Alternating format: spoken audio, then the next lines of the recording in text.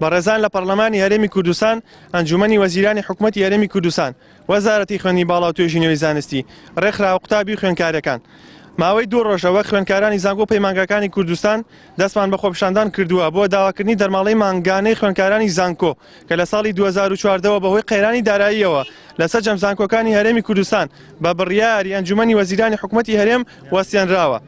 ئەمڕۆ پاش ساڵانێکی زۆر وە قوتابیانی زانکۆ پەیمانگاکان بۆ داوای دەرماڵە بڕدراومان دێینە دەنگ و داوای گێڕانەوەی مافەکانمان دەکەین، بەڵام مخابن نەک بە دەمەوە هاتنێکی دڵخۆشکەرمان بەدی نەکرد، بەڵکو هاوڕێیانمان لەلایەن هێزە ئەمنیەکانەوە لە ڕۆژانی ڕابردوو بە زەبری چەک و گازی فرمێسکڕێش کەوتنە وێزەی ڕۆڵەکانمان و ئازاریان بەدایان خوێندکار گەیاند.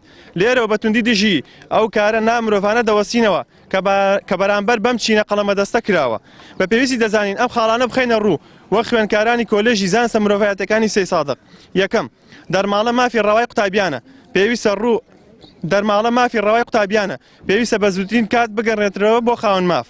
دووەم، حکوومەتی هەرێمی کوردستان ئەمڕۆ خاوەنی داهاتی پێویستە و بیانووی باوەڕپێکراوی نییە بۆ نەدانی دەرماڵە.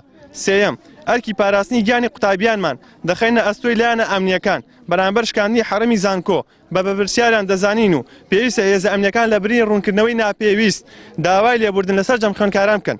چوارەم، داوا دەکەین بەرکەوتوان بە گازی فرمێسکڕێژ و برینداران بە زووترین کات چارەسەر و قەرەبوو وەربگرن.